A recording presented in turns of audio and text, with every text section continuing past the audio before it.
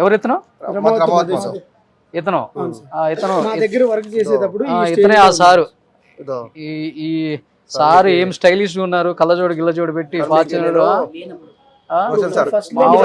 Work చేసేటప్పుడు sir మంది సొమ్ముతో బాగానే ఎంజాయ్ చేస్తున్నారు అనుకోండి సార్, బాగానే ఉన్నారు. వానికి పంపించిన డబ్బులు మొత్తం సార్ వాట్సాప్ లో మొత్తం 80 లక్షలు పంపిణీ.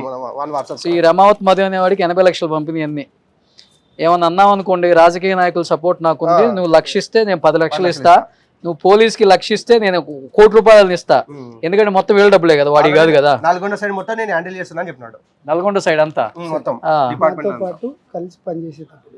ఇతను ఎవరు? రమావత్ మధు. ఓహో, ఇతను వయసులో పాపం వెళ్తా వర్క్ చేసేటప్పుడు మా అండర్ లో సార్, అప్పుడు మా టీం అండర్ లో వర్క్ చేశాడు అనమాట. బాగానే బోల్తా పడ్డారు మీ అందరు, డబ్బులు ఎక్కువ వస్తాయి అనుకుని. అంటే ఇక్కడ చిన్నగా ఉన్నప్పటి నుంచి మాతో అంటే బాగుంది సార్, కమ్యూనికేషన్ బాగుంది సార్. ఇప్పుడు బాగా డెవలప్ అయ్యి మంది సొమ్ముతో కార్లు కొని మంచి స్టైలిష్ గా ఉన్నాడు. ఆ ఫోటో చూపి ఈ స్టేజ్ లో వచ్చాడు సార్. ఈ స్టేజ్ బాబు సార్ ఇప్పుడు ఎట్లా ఉన్నాడు చూడండి. అబ్బో సార్ ఇట్లా ఉన్నాడు ఇప్పుడు.